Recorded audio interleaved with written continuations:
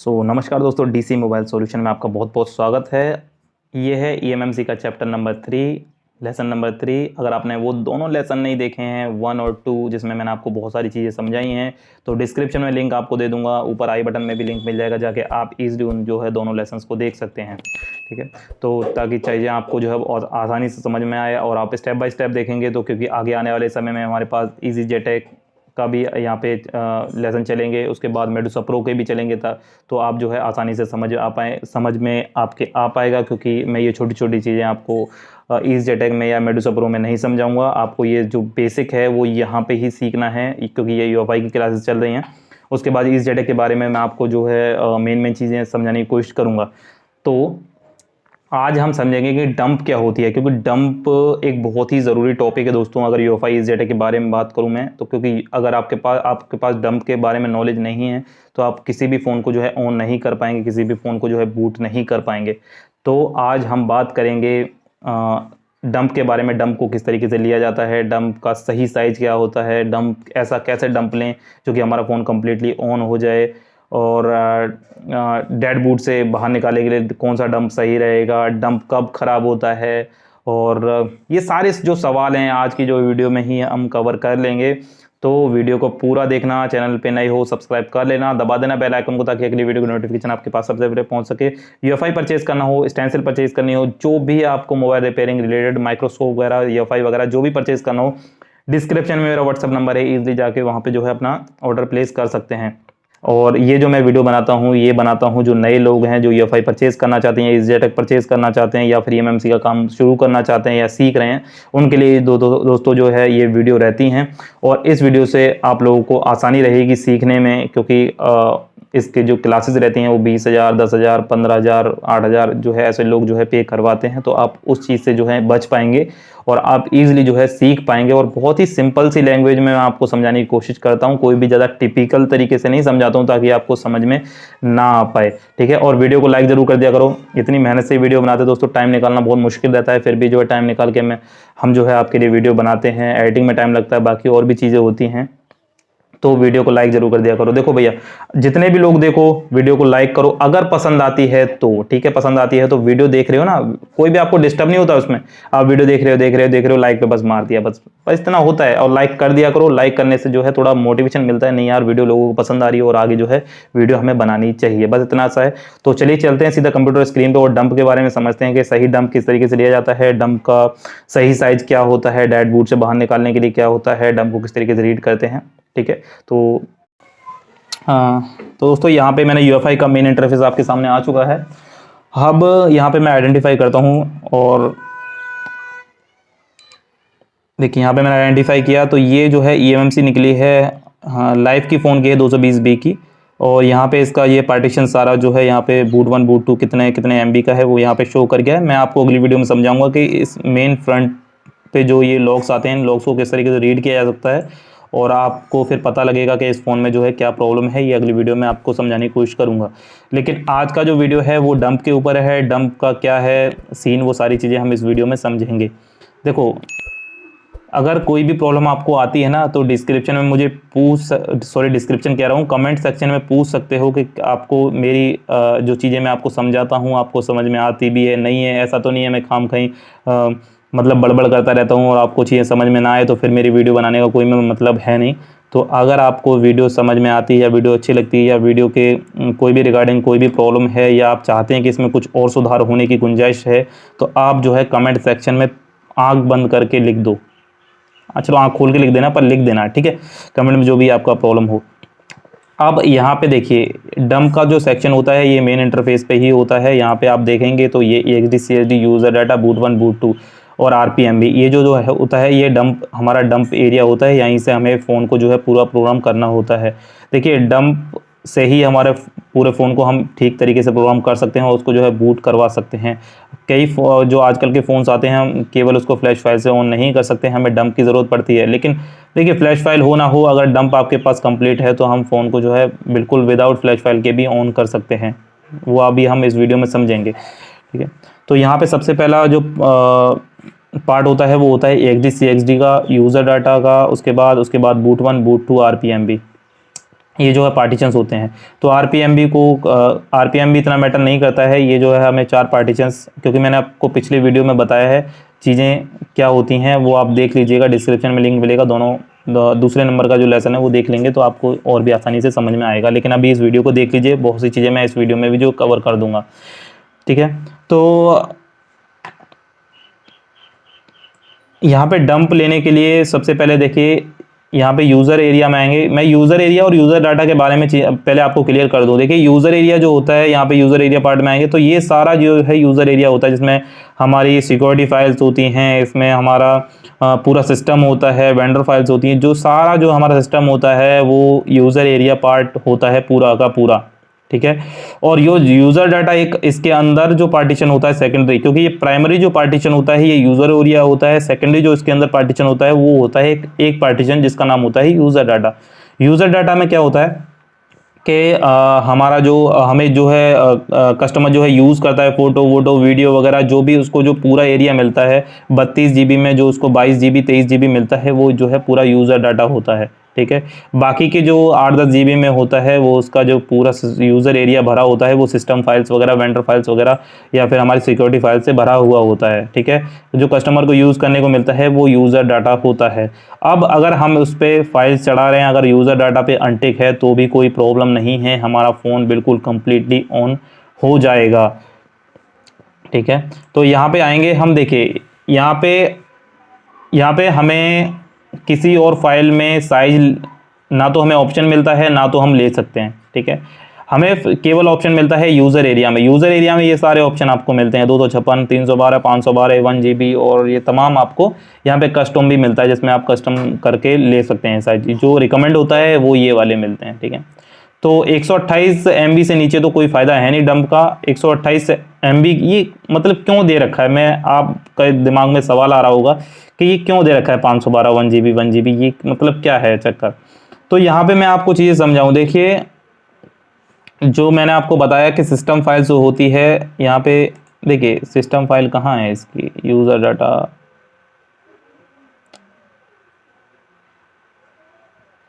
System file है इसकी 1 GB की, ठीक है। तो इसका मतलब ये जो सिस्टम फाइल है 1 GB की है। अब इसकी जगह हम इसकी अगर 128 MB, 512 MB या 1 GB भी अगर हम लेंगे तो हमारा फ़ोन कम्प्लीटली ऑन नहीं होगा, हमारे फ़ोन को जो है हैंग ऑन लोगो होगा, वो जियो पे अटक जाएगा, उसके बाद जो है फ़ोन हमारा ऑन नहीं होगा। यहाँ पे हमें क्या लेना है,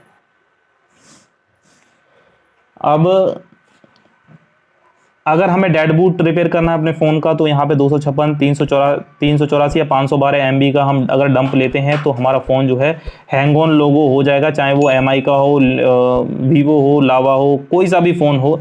अगर हम उसकी सिस्टम फाइल से कम अगर डंप का साइज लेंगे तो हमारा फ़ोन जो है हैंग ऑन लोगो होगा। क्यों होगा वो मैं आपको बताता हूँ। देखिए जो सिस्टम फाइल तो चढ़ेगी नहीं, हमारा जो यूज़र एरिया आएगा वो आएगा मान लीजिए 128 MB। तो 128 MB में हमारी जो है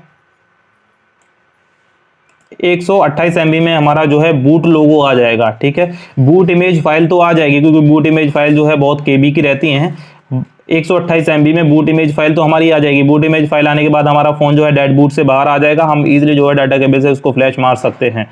तो यहाँ पे 128 MB या 1 GB, क्योंकि हमारा अगर फ़ोन हमारा जो है 64 GB है, तो अगर हम 1 GB या 2 GB भी लेंगे तो हमारा फ़ोन जो है डेड बूट से तो बाहर आ जाएगा, लेकिन कम्प्लीटली ऑन नहीं होगा, ठीक है।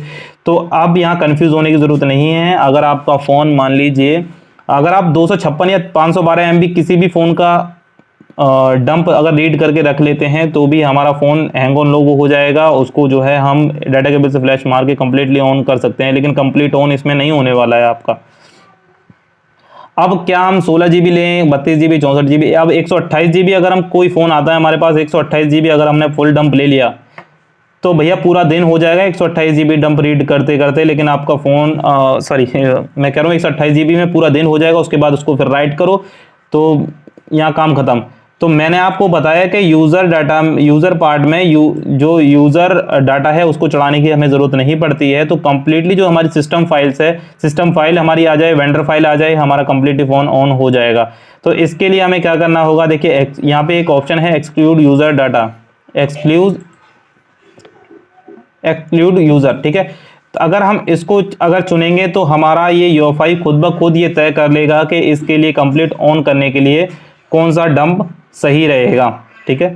और नहीं तो अगर आपकी सिस्टम फाइल है, मान लीजिए कोई भी हमारी सिस्टम फाइल है, आप अनुमान कर लीजिए कि 8 से 10 GB के अंदर जो है हमारा फ़ोन कम्प्लीटली ऑन हो जाता है। कोई सा भी मोबाइल इस समय तक हो तो 8 से 16 GB तक, 8 से 16 GB तक जो है उसकी फ्लैश फाइल, वेंडर फाइल होती हैं, ठीक है। लेकिन किसी किसी की ज़्यादा भी होती है, कुछ मॉडल्स की मैंने देखी कि फ्लैश फाइल 12-12 GB की डाउनलोड करने के बाद होती है, एक्सट्रैक्ट करने के बाद वो ज़्यादा हो जाती है।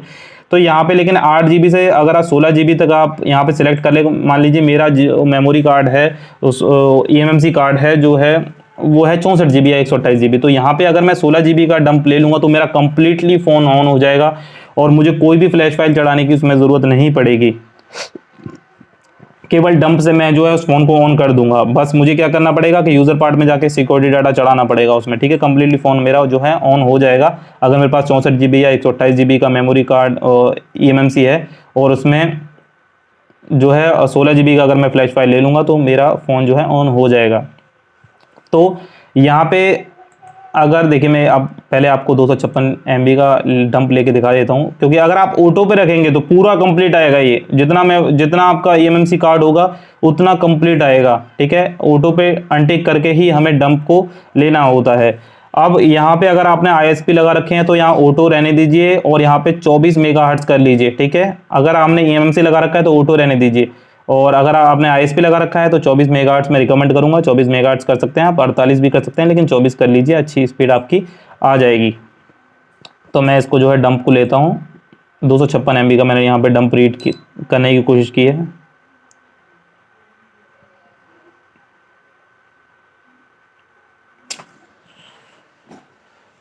तो दोस्तों यहाँ पे आपकी कन्फ्यूज़न को सॉल्व हुई होगी कि लोग ये कन्फ्यूज़ हो जाते हैं कि 128 लूँ, 256 लूँ, 1 GB लूँ, कितना डंप लूँ, ये आपके ऊपर डिपेंड करता है। अगर आपको डेड बूट रिपेयर करना है तो 256 MB का डंप भी आपके लिए काफ़ी है। 128 MB का भी काफ़ी है, क्योंकि उसमें भी आपकी बूट इमेज आ जाएगी। आपका फ़ोन जो है अगर सैमसंग है तो आपका डाउनलोड मोड में भी चला जाएगा। अगर आपका और कोई कंपनी का है तो हैंग ऑन लोगो अटक जाएगा, ठीक है। उसके बाद डाटा केबल से फ्लैश कर लो, काम आपका खत्म हो गया। अब अगर आपको कंप्लीटली ऑन करना है, आपको ये डंप रखनी है संभाल के, और कभी कोई इन फ्यूचर आपके पास कोई फ़ोन आता है उसको कंप्लीट ऑन करना चाहते हैं, तो ये जो लास्ट में जो आपके ऑप्शन मैंने आपको दिखाया है उस ऑप्शन को आप देखिए, यहाँ पे इस वाले ऑप्शन को, एक्सक्लूड वाले ऑप्शन को अगर आप चुन लेंगे तो वो अपने आप ही डंप को ले लेगा। अगर आपको ये वाला ऑप्शन नहीं चाहिए तो आप उसके सिस्टम फाइल के हिसाब से उसको ले सकते हैं। मान लीजिए उसका सिस्टम फाइल कितने GB का है, मान लीजिए उसका सिस्टम फाइल है 6 GB का, तो आप 8 GB का डंप ले लीजिए, आपका कंप्लीट फोन ऑन हो जाएगा, नो प्रॉब्लम। तो यहाँ पे आप देखेंगे, देखिए नॉट ब्लैंक लिखा हुआ आ गया है और ये हमारा जो है कंप्लीट जो है डंप रीड हो चुका है 256 MB का। अब यहाँ पे मैं टिक करूँगा और मैं जाऊँगा इसकी लोकेशन पे, कहाँ पे ये रखा हुआ है। तो ये होता है दोस्तों ये जो होता है ये होता है एक कंप्लीट डंप, जिसमें कि EXD फाइल होती है, बूट 1, बूट 2 और यूज़र एरिया होता है, जो कि 256 MB यहाँ पे दिखाई दे रहा है। तो यहाँ पे अगर अब हमें जो है इसको सेव करके रख लेना है, ताकि अगले आने वाले समय में मेरे पास कोई भी फ़ोन आएगा तो मैं इस डंप को चढ़ा के उस फ़ोन को डेड बूट से बाहर निकाल सकता हूँ। उसका बूट 1, बूट 2 पार्टीशन ख़राब हो गया है तो मैं इस फाइल को जो है चढ़ा के वहाँ से निकाल सकता हूँ। तो अब इसकी डिटेल्स के बारे में मैं आपको समझा देता हूँ। देखिए, AXD CSD फाइल जो होती है ये कॉन्फ़िगर करती है कि आपका CPU कौन सा है, और ये जो फ्लैश फाइल है अगर ये क्वालकॉम के लिए बनी हुई है तो ये AXD CSD फाइल कहेगी कि भाई इस फाइल को इस जगह भेजना है। तो AXD CSD पार्टीशंस को कॉन्फ़िगर करती है और उस जो फ्लैश फाइल को, जो भी उसके पार्टीशन जो होते हैं उनको सही जगह पे रखती है, ठीक है। क्योंकि AXD CSD फाइल ख़राब होने की वजह से भी EXD CSD पार्टीशन जब ख़राब होता है तो उसका कॉन्फ़िगरेशन ख़राब हो जाता है। और यहाँ पे मैं इसको आइडेंटिफाई करके दिखाता हूँ। यहाँ पे दिखाई दे रहा है user area is enable for boot. अगर आपका EXD CXD वाला यहाँ पे पार्टीशन ये ख़राब हो गया तो यहाँ पे नॉट बूट आ जाएगा, ठीक है। तो हम EXD CXD फाइल को सिंपल अकेले फाइल को भी चढ़ा के हम, अगर ये user area not for boot आ रहा है तो यहाँ पे EXD CXD को चढ़ा के हम उसको जो है डेड बूट उसका रिपेयर कर सकते हैं। इसके लिए यहाँ पे साइड में जो है देखिए जेनरिक EXD दे रखे हैं, लेकिन कई फ़ोनों में जो है ये काम नहीं करता है, लेकिन ज़्यादातर मैक्सिमम फ़ोन्स में जो है ओप्पो वीवो में ईजिली जो है ये जो EXD हैं जेनरिक वाली, ये सारी ही काम करती हैं। मैंने सारी यूज़ करके देखी हुई हैं, ठीक है। अगर नहीं भी काम करे तो आपके पास को अगर डंप है या फिर आप डाउनलोड कर सकते हैं गूगल से और इसको जो है यहाँ से चढ़ा सकते हैं। अब EXD फाइनल हो गया। यूज़र एरिया मैंने आपको क्लियर करा ही दिया कि यूज़र एरिया जो होता है जिसमें हमारी सिस्टम फाइल्स, वेंडर फाइल्स और जो सिक्योरिटी फाइल्स, बाकी जो सारी फाइल्स जो रखी जाती हैं वो यूज़र एरिया पार्टीशन में रखी जाती हैं।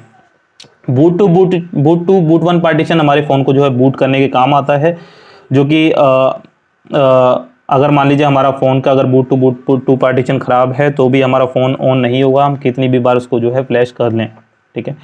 तो यहाँ पे ये कंप्लीट डंप से ही हमारा फ़ोन हम ऑन कर सकते हैं। अब आपको ये पूरा जानकारी मिल गई होगी कि किस तरीके से हमें डंप लिया जाता है, किस तरीके से डंप पूरा कंप्लीट काम करता है। और अगर आपके दिमाग में और कोई सवाल हो तो आप कमेंट में मुझसे पूछ सकते हैं, मैं आगे आने वाले समय में उसके लिए एक अलग से वीडियो बना दूंगा, ठीक है। तो यूज़र एरिया आप अपने हिसाब से ले सकते हैं। अगर आपको डेड बूट रिपेयर करना है किसी भी फ़ोन का इन फ्यूचर आपको करना है तो आप यहाँ पे 128, 256, 512, 1 GB कोई भी डंप यहाँ पे ले सकते हैं। आपका फ़ोन जो है डेड बूट से बाहर आ जाएगा, फ़ोन को ऑन कर सकते हैं। और दूसरी बात, अगर आपको पूरा ये चाहिए कि नहीं मुझे कोई फ्लैश फाइल नहीं रखनी है, कंप्लीटली जो है ऑन करना है, तो ये एक्सक्लूड वाला ऑप्शन चुन सकते हैं। या फिर आपका जो सिस्टम और वेंडर फाइल्स का साइज़ मिला के जो होता है उस हिसाब से यहाँ पे 8 GB या 16 GB रख सकते हैं, तो उससे भी आपका जो है फ़ोन कंप्लीटली ऑन हो जाएगा, ठीक है। तो डंप के बारे में मैंने आपको चीज़ें समझा दी। डंप ये होती है और डंप इस तरीके से यूज़ कर सकते हैं। डंप अब यहाँ पे अगर 90% कंज्यूम है उसके बाद क्या डंप ख़राब होता है, लोगों के दिमाग में बहुत सवाल आते हैं, क्योंकि फ़ोन हैंग, दोस्तों 90% कंज्यूम में क्या होता है कि फ़ोन हमारा हैंग ऑन लोगों तो होता है। जब हम EMC निकालते हैं फिर उसका हम जो है रिपार्टीशन करते हैं, वो डंप चढ़ाते हैं तो फ़ोन ऑन नहीं होता है।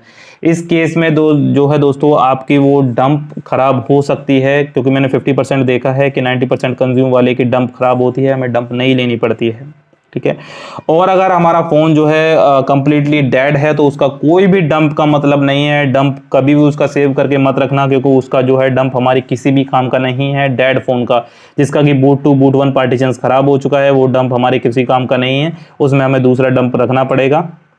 क्योंकि बहुत से लोग क्या करते हैं कि डेड बूट फ़ोन आया उसके बाद उसी का डंप रीड कर लेते हैं, उसी को राइट करते हैं, फिर उसको जो है फ्लैश चढ़ा देते हैं, ठीक है। क्वालकॉम है तो यूज़र एरिया से ऑन हो जाता है, लेकिन मीडियाटेक है तो ऑन नहीं होगा, ठीक है। वो उस डंप को रीड करके रख लेते हैं और देखते हैं कि फ़ोन ऑन ही नहीं हुआ। तो अगर आपका फ़ोन डेड हुआ है, बूट 1 बूट 2 पार्टीशन ख़राब हो चुके हैं, तो आपको दूसरा डंप लेना ही लेना होगा। यहाँ पे आपका जो है वो डंप ख़राब हो चुका है। तो आई होप मैं आपको समझाने में कामयाब हुआ होऊंगा और आपको ये चीज़ें मैं आसानी से समझा होऊंगा। और बाकी के जो फीचर्स हैं वो आगे आने वाले समय में हम सीखेंगे। अगली वीडियो बहुत जल्द आने वाली है, तो चैनल को सब्सक्राइब कर लो, दबा दो बेल आइकन को, ताकि अगली वीडियो की नोटिफिकेशन आपके पास सबसे पहले पहुंच सके। और लाइक करने का मैंने आपको तरीका बता दिया है ना, उसी तरीके से आप लाइक कर देना, ठीक है। फिर मिलते हैं किसी अगली वीडियो में, तब तक के लिए जय हिंद, जय भारत।